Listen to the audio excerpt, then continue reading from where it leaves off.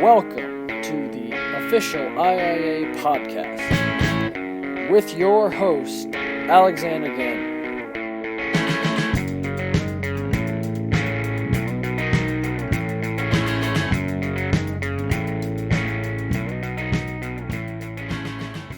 Gentlemen, welcome to the official IIA podcast. I'm your host, Alex Gagnon, joined once again by Ukraine Russians owner Quinn Klepper and German Toxic Kings owner Alex Pavic, but now with a new special guest gracing the show for, I believe, the first time.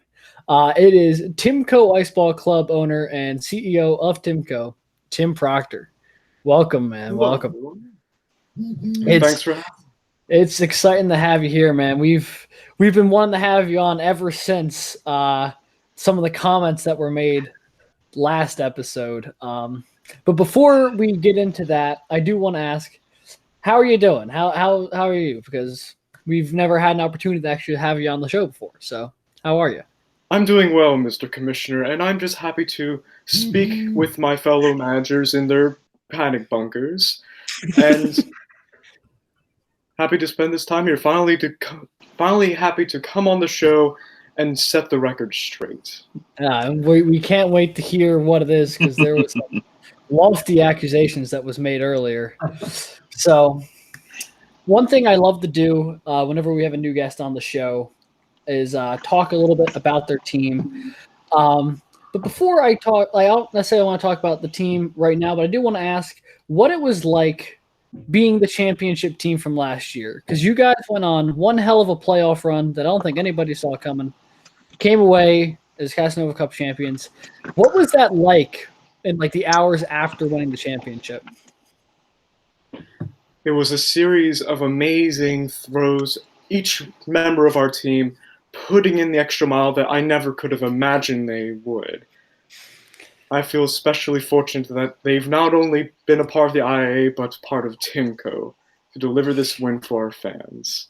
I mean, absolutely. It's nice to finally see there be an entity for your fans to look at after they were nomads for a while. The anarchic bomb throwers didn't really have a home. They only played away games for a season or two. So it's good to see that they finally got rewarded with a championship. But yes, we had to, concerning our recent acquisition of the team, we had to restore it on the track of its historical dialectic. And we're in the current stage now of TimCo IC. I have no idea where it will go in the future, but I'm quite happy with the way things are. We expected the season to, of course, not be as amazing as last season, as every season can't be amazing. Yes, not every year can end in a championship season, it would seem, especially in this league where we've never had a team win more than one championship so far in our short existence. But that's something I always wanted to ask now that you've finally been able to grace us with your presence. But that's not why you're here. That's not why any of us are here. We are here to discuss the incidents that supposedly surrounded the injury of Roland Pietryzkowski, forward for the Iceland Iceballers.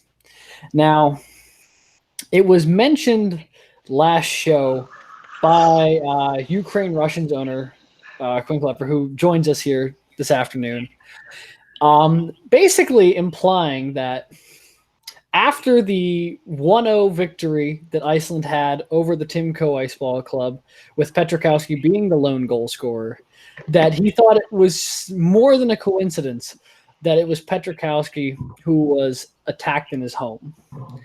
Now, before we get into the comments that Bombay owner Shiv Patel made, which I think had a lot of us talking, we will first just address the point here.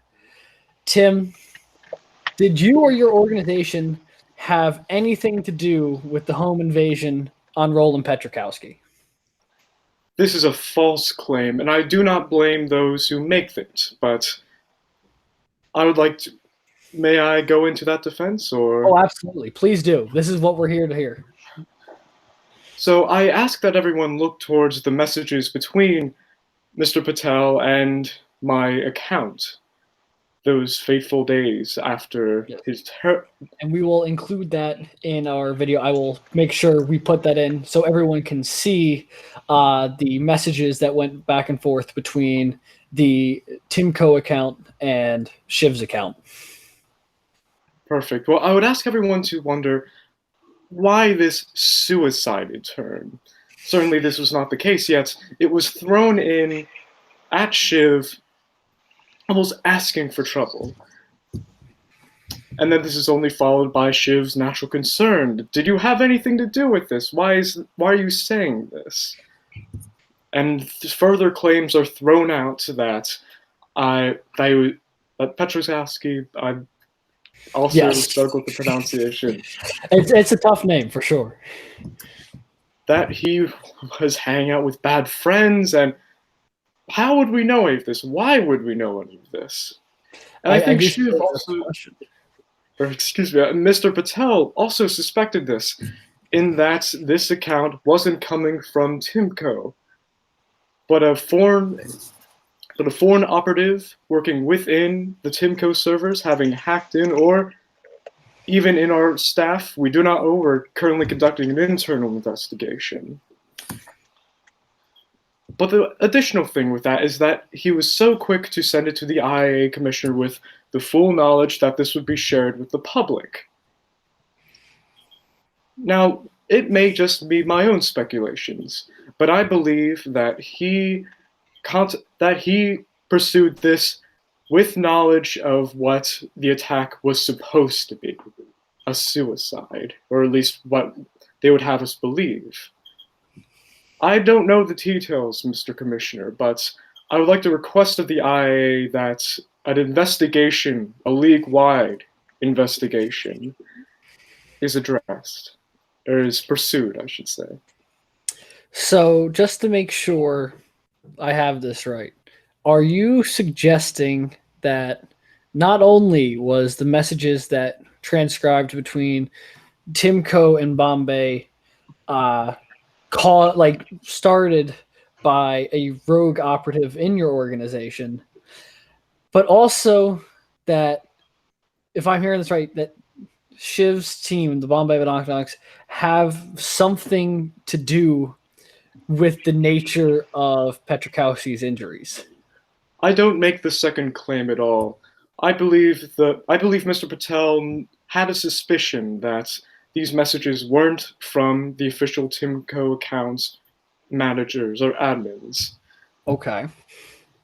So you just think that in the concern, he passed it along to the public as a way to on our show last week, he did say he had no idea what it meant, but he was obviously confused and concerned about what could be implied by suiciding someone, or suicided, depending on how it was worded.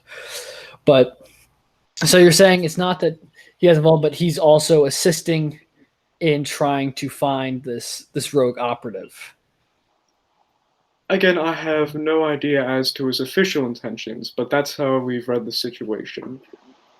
Certainly considering our previous amiable history. Okay.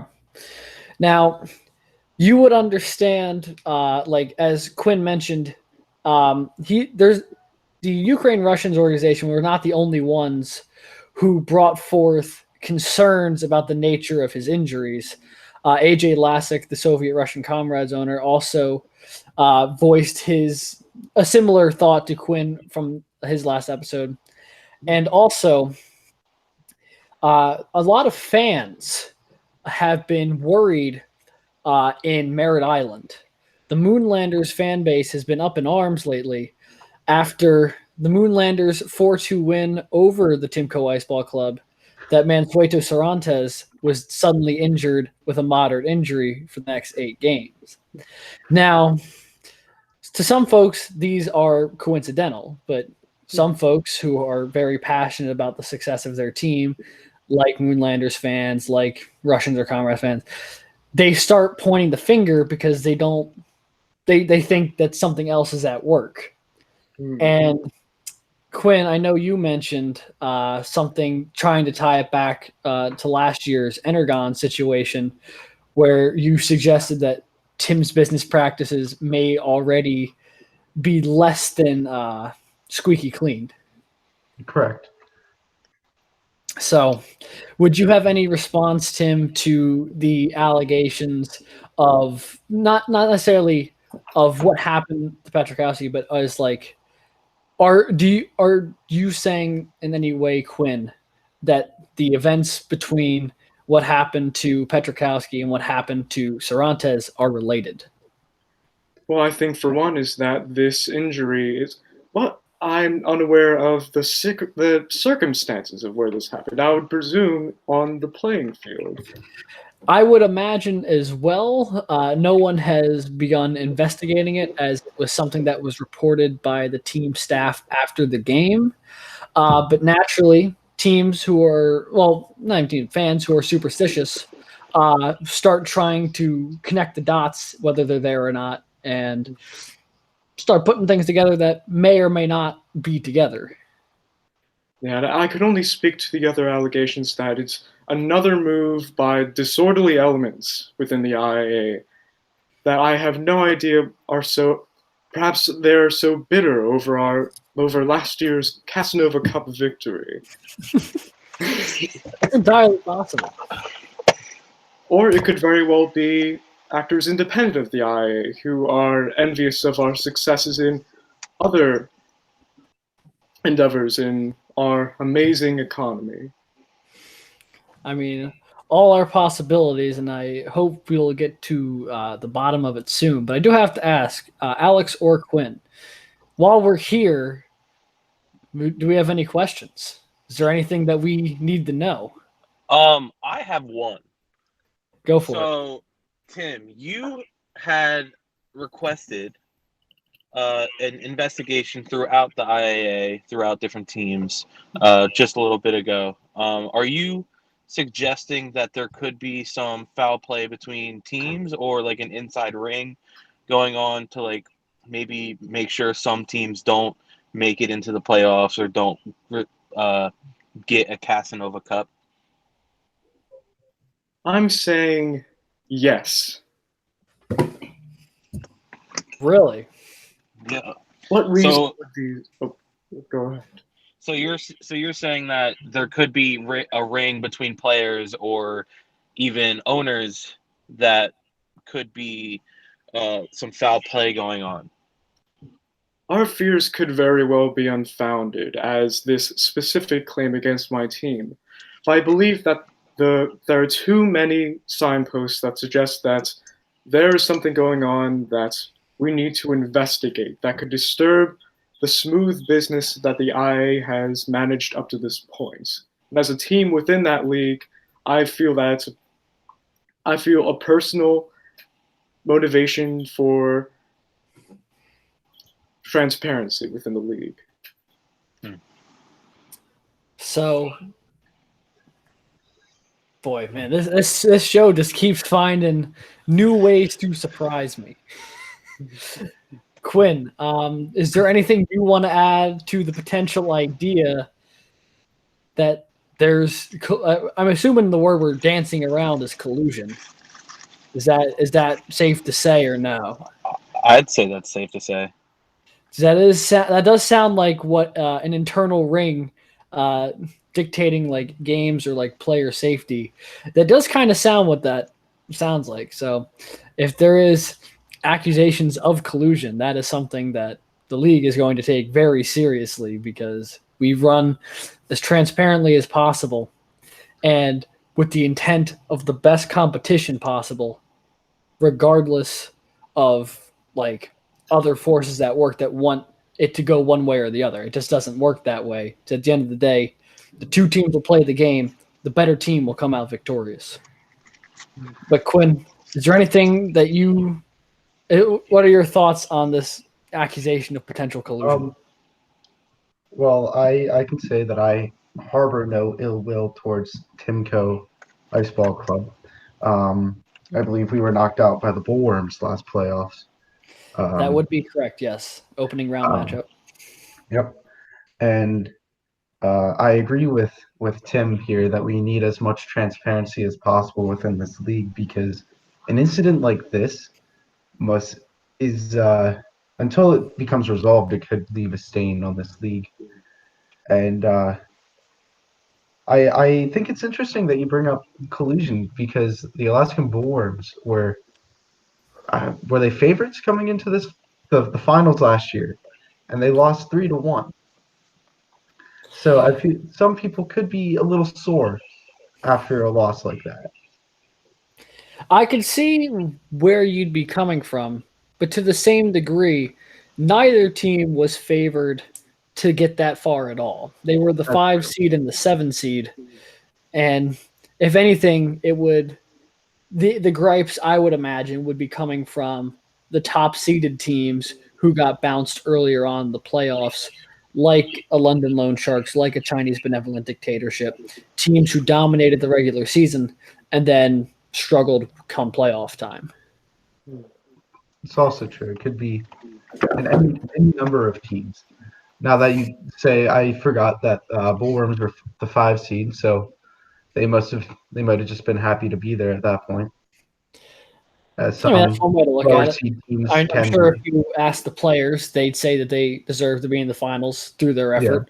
But to a common spectator, you say, well, judging by how the regular season went, it is surprising the 2 teams that found their way into the finals. And So, yes, go ahead again. Sorry. my concern to save the dictatorship, working with them up to this point, of course, they've been the most honorable of teams to work with outside and even fight in the courts. And of course, we hold no ill will against these teams. It is only in our pursuit of a transparent, business-friendly IIA. Yes, I know you two have a long history as far as on ice like transactions, as far as like player trading, but also just even a personal friendship. But as do some owners in this league, so we've talked a bit about Roland Pietryzkowski and some of the accusations that were made, but it does appear that the official police investigation of the incident will be finalized within the coming days. So it sounds like we may finally know what happened soon. I have a feeling our IIA insider, whoever he may be getting the scoop on that a little bit before the league does. He just seems to on a lot of these things. I don't know how he does it, but we'll keep everyone posted the more we hear about it. So just to kind of finalize and make sure I'm coming away from this with the knowledge that we've covered. Tim, you're saying that you had no there was no instance of you affecting Pietryzkowski's injury at all. That was completely unrelated to TimCo. And you're saying the messages between your account and Shiv was actually from a rogue operative in your organization trying to, I guess, frame the company, is what you're saying? I can only guess as to their motivations. And while I respect Mr. Quinn's opinion on the matter, we certainly regard ourselves to be a very ethical company, an epic company. All right. I can only guess Well, as to the truth of this, but I am not aware of it. all right. So we'll have to take a look into that. And also, we'll wait expectantly for the results of your investigation internally. If that is the case, I'm sure the world would like to know one way or the other. We'll see what we can find. All right. Alex, Quinn, any other thoughts here on this? Not on this, no. No, All I right. think that's everything for right now. I just find a lot of the stuff that's coming out to be interesting, and I would love to see what's actually happening. Well, wouldn't we all? And I'm sure we'll find out soon. It would be it might be inappropriate to speculate, but that's exactly what we're going to do. Because quite frankly, I'm sure we all have theories. So, given what's been said here today, Alex, do you have any idea on what you think may have occurred? As I said in the last show, I feel like it might have been a super fan, and it might not be something internal with the IIA, but it's very well possible with some ill will and some what's the right way to put this? Some butting heads that I can understand how some people will find it to be internal. Gotcha. Okay. So you're going with the someone who cares about the game but isn't officially associated with it in any way. Again, not to speculate, but it's very well possible we've seen it before. That is true. We have seen it before, and would not be the first time. Quinn, I know you were one of the ones who levied these accusations initially. Have you been swayed here today, or do you still?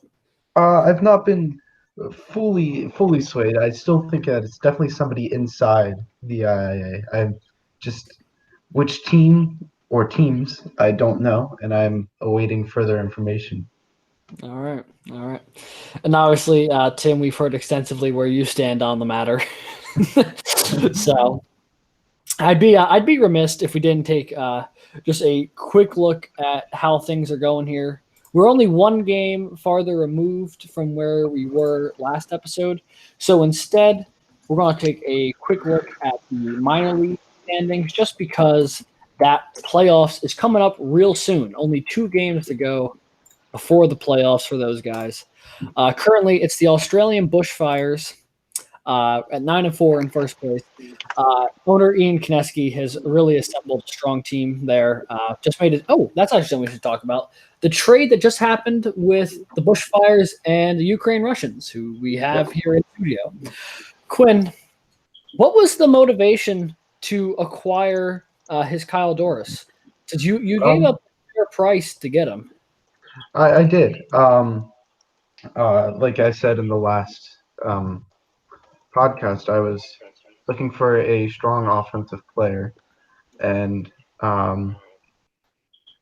Ian Kineski, the owner, proposed a trade, and I realized that I needed more bench space, so I threw in a player with that trade instead of complicating things with dropping the player and then taking the trade. Gotcha. Okay. So for those at home who might have missed it, as it just came across the wire this morning, the Ukraine Russians acquired his Kyle Dormus, rookie player from the bench of the Australian Bushfires this morning in exchange for rookie player Walid Ajam, 3 scouting points and 1 training point. So a fairly steep price, but I hear that Dormus will be making his debut tonight. Is that correct? That is correct. Will be playing alongside of Kostjantin and Evelyn Williams up on that forward line. He's a good young talent that we need to keep our team fresh. Yeah. A lot of work being put in on that team. I've seen also Felix Faber Jr. has been playing really well as of late. So seems like you guys might be moving in the right direction here. Obviously, still sitting 16th, but with not a whole lot of space between you and the people ahead of you, so you might be able to start jumping. 4-0 shutout against the top team in the league last night. Yeah, you did shut them out 4-0. That was pretty wild. Or Monday night, I'm sorry. No, I mean, yeah. Yeah. The game was scheduled for Monday. We didn't get the results till Tuesday. We're a little slow over here sometimes. Tim, I mean, you're sitting currently 13th at the moment, 7-11-1. Still right in the thick of things considering how you started the season. I think you guys are moving in the right direction. Mm-hmm. Coincidentally enough, kind of since the Pietryzkowski incident, but that is neither here nor there. And then obviously the Toxic Kings with the big win last night over the Bombay Binocs to move up to second place in the standings. Tied in points with the Ice Chickens, just behind them on tiebreaker.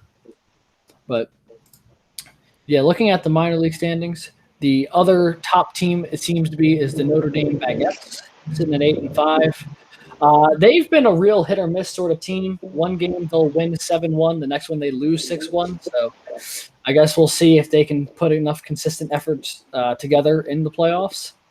But Tyrants and the Bunker Busters sitting at 5-7-1 and 4-9 respectively.